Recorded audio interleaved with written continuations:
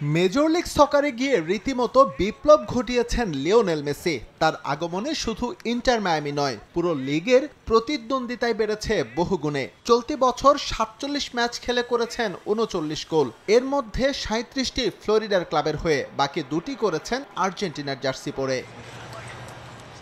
স্কোরিংয়ের ক্ষেত্রে লিও মেসির প্রতিভা অতুলনীয়, আর অ্যাসিস্টের ক্ষেত্রে তিনি পিকাসোর শিল্পকর্ম।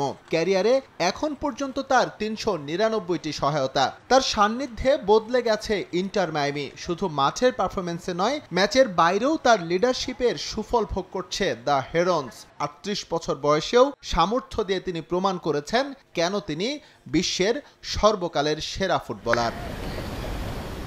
অন্যদিকে আল নাসর আর পর্তুগালের হয়ে হাই লেভেলের এক মৌসুম কাটাচ্ছেন ক্রিস্টিয়ানো রোনালদো। এই বছরে ৩৭ ম্যাচে তার পা থেকে এসেছে ৩৩ গোল, যার মধ্যে ২৪টি সৌদি ক্লাবের হয়ে, বাকি ৯টি পর্তুগালের জার্সিতে।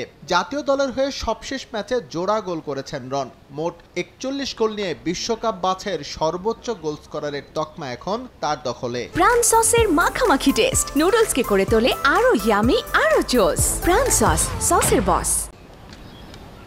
৪০ বছর বয়সেও তার এমন পারফরমেন্সের রহস্য ভেদ করতে পারছেন না কোনো বিশ্লেষক। তবে মোটামুটি এক বিষয়ে সবাই একমত, তার দুর্দান্ত ফিজিক্যাল কন্ডিশনের জন্যই সবার থেকে তিনি আলাদা। কঠোর নিয়ম মেনে চলা আর অধ্যবসায়ের সুফল পাচ্ছেন বিশ্বের অন্যতম সেরা ফুটবলার।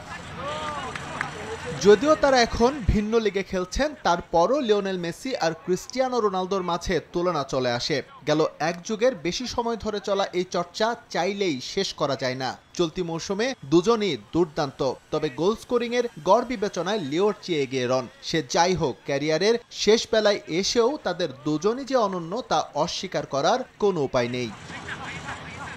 সম্প্রতি রোনালদো অর্জন করেছেন বিশ্বকাপ বাছাই সর্বোচ্চ স্কোরারের সম্মান, আর লিওনেল মেসির দখলে আন্তর্জাতিক ফুটবলে সর্বোচ্চ অ্যাসিস্টের তকমা।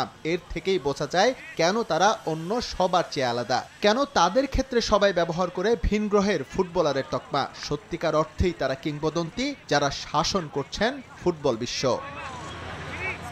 এস এম ইকবাল, সময় সংবাদ।